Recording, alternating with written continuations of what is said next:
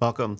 My name is Clark Korb, and today I will be discussing healthy boundaries, specifically bringing awareness to those boundaries which may be unconsciously established and might need a little bit of a tune up, why it is essential to have healthy boundaries in this regard, and how to maintain and, if necessary, redefine them if effectively.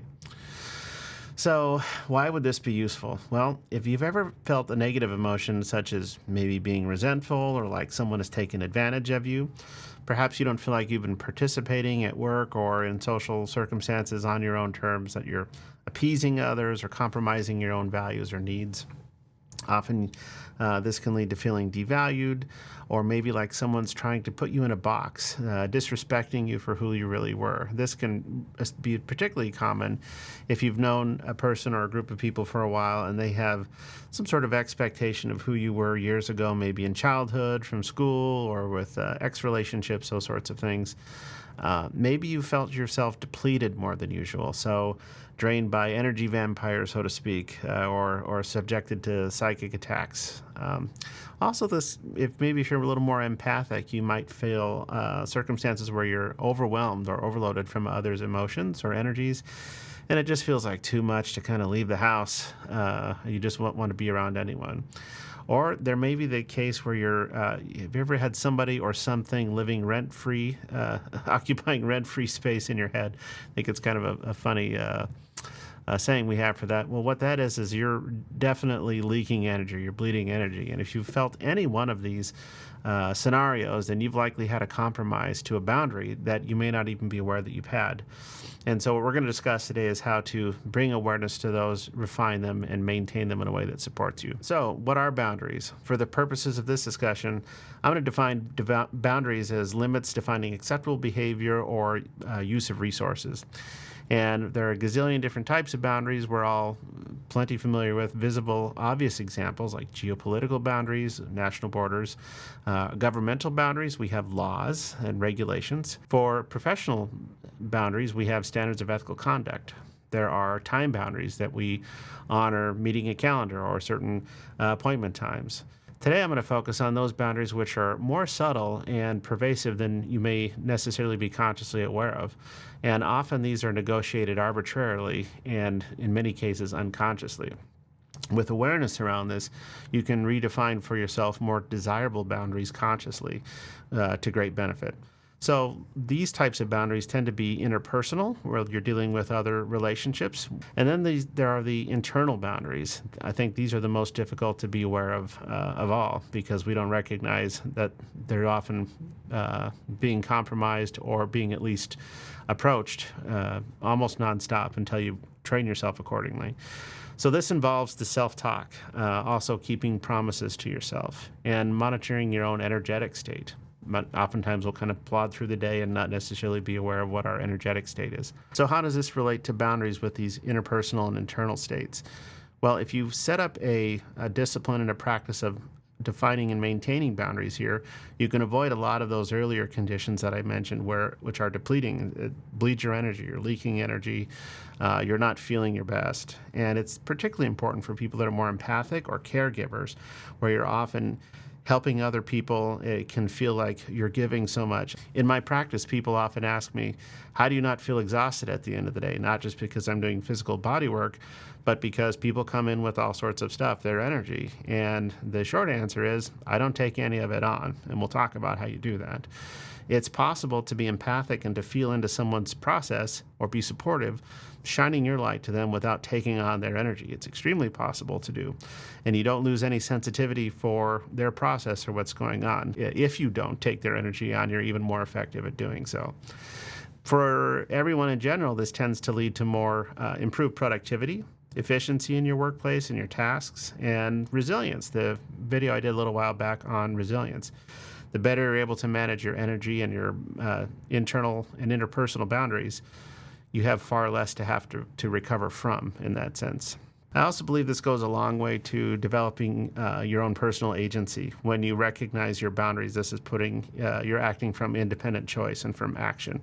You're really recognizing that everything is of an opt-in type kind of quality. You're opting in to participate rather than being victimized by some other circumstance. So how do I implement these boundaries? First of all, start from being in a grounded state. I did a video on this. I'll put the link in the description below. From this grounded state, it's important to, in a similar way, configure your energy in a way that is sort of setting a filter for yourself.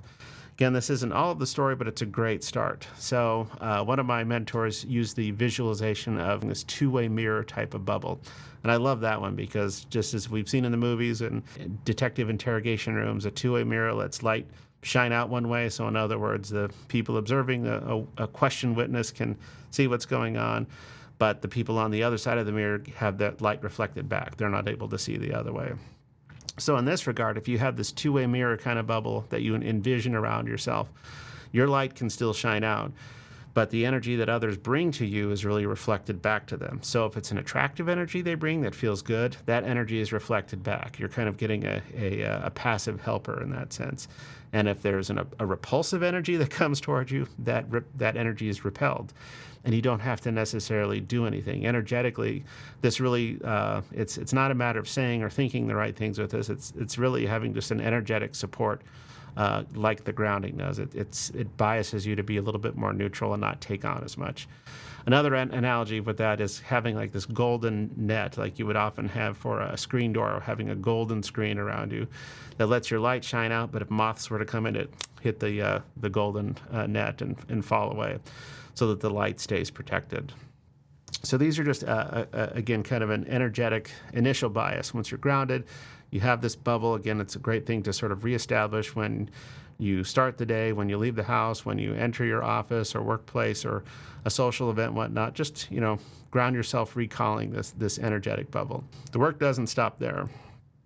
Next, it's developing this conscious filter, where we recognize that we're training others how to interact with us all the time. So first of all, for example, define for yourself, I want to be treated with the same respect that I offer to other people. Then it's important to recognize when other people are projecting. You can't control their projection, but you can control your not taking it on.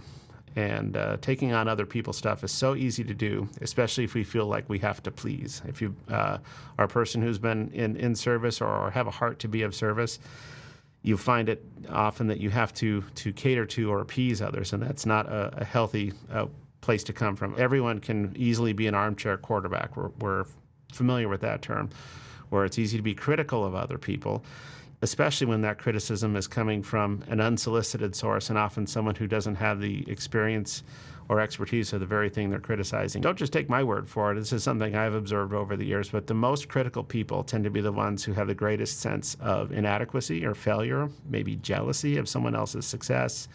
They don't feel in control of their own life, so they want to try to control someone else or make them feel more miserable so that they feel better about themselves. It's not a logical thing, it's an emotional wound. So just recognizing that.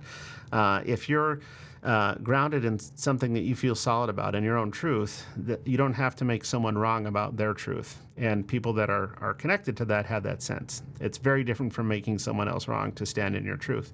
You can accept that other people like a sports team that you don't like. You don't have to make that sports team wrong. I'm not talking about playful banter here. I'm talking about more legitimate criticism. With this filter, with this conscious recognition of I'm only going to allow light, supportive energy in to my life, then you're letting people who have that building, supportive energy feed you, as opposed to the cutters. Builders build, and people that cut down don't know how to build. In most cases, all they know how to do is cut. And you'll, again, don't take my word for this. Take it as an exercise of curiosity and notice the kind of people who are successful, who have built something of value that's sustainable. They know how hard it is, how much work and effort that goes into building something, and they tend to recognize others who build and acknowledge it. Even if it's a matter of subjective taste, they're not likely ones who cut it down. There's a wonderful book on this, The Four Agreements by Don Miguel Ruiz. I think is an essential reading for anyone if you're dealing with people at all, personally or professionally. And one of his four agreements in that is not to take anything personally. Wonderful, easy read. It's so easy, in fact, I think you'll probably want to read it 3 or 4 times. I know I did, to glean more depth out of it. So when you recognize that you're having a boundary encroached by someone, then there's the enforcement of said boundary. This is usually most easily done, I found, when you monitor your emotional state. If you're charged about something, in this context, it likely means there's been some compromise or at least a meeting of your internal boundary. If you're in a conversation or a situation with another person in real time with this, it's super important to recognize if the other person has emotional charge. I find it best to deflect or kind of ground. You can't ground their energy for themselves, but you can deflect that energy. So reaffirming your own personal boundary internally, whatever that means, reaffirm your grounding. So you kind of internalize your posture. Say no to a request that's outside your boundary, or deflecting that energy to ground, visualizing that hitting your bubble, for example. Don't take it in. Recognizing that whatever their kind of charged behavior is, it has more to say about what's going on for them. Their projection is really some internal wound that they haven't healed. And de-escalate the conversation or deflect it, change the subject altogether, especially if the person is charged. And if you can't come back to an agreement on what is important for you in that interaction, look to exit the conversation or exit the circumstance. Maybe ultimately exit the relationship. If this is a client or a business relationship you have, you fire the client or quit the job even, or certainly an interpersonal relationship. You can, if a person is insistent about not respecting your boundary, this is your chance to opt out. And then the other piece, enforcing that boundary with yourself. It's super important to monitor your self-talk. Again, in the Don Miguel Ruiz book, The Four Agreements, he describes this as being impeccable with your word. So it's not in the common way that we would imagine that phrase, but impeccable with your word in his context is sinning against yourself. So it's super important to recognize when you have negative self-talk as an internal dialogue, and making the commitment to love yourself more and speak more to what would build you up. What do you want to support yourself with? And sometimes there's also the need of recognizing when you're depleted energetically. It's time for a break. It's time for some refreshment, a change of activity, location, if you've compromised your own boundary of well-being. No one else is going to do that for you. So it's super important to kind of keep tabs on how you feel, what is your overall kind of self-talk, throughout the day. And no matter how good we are about defining and maintaining boundaries, we're all human. We're going to have things show up and that we kind of have to clean up. Being aware of that, if you can do it on a daily basis, if you have a routine at night as you're brushing your teeth, or if you take a shower at night, you can kind of think of rinsing off the day. Just whatever you do, a little something to kind of intentionally clear off the gunk that you might have accumulated in your energetic bubble, your energetic boundary. One of my friends uses this visualization of putting on like an electrostatic mitt and thinking of wiping off all the charge and the smudge that she's collected during the day and moving it to ground. If some of you are aware of using sage or Palo Santo to smudge yourself, same kind of idea. And I think consciously in the piece with this, it's important to recognize what is yours and what is not. If you've interacted with people who have been projecting, or a group of people, understanding those projections are theirs, not yours. And with this, you have the distinction of being responsible to others in relationship, not for them. Again, for the empaths and the caregivers, there's no way you can take on another person's process. You can't do the reps for them. So these self-care practices are a way of putting on your own oxygen mask before helping other people, and not to put your self-care down for the sake of trying to help others. You can't help people from that place of illness or non-well-being. All you can do is show up in integrity, holding your own internal boundaries, what you need for self-care, for respect, for knowing who you are, and coming from that place of grounded power.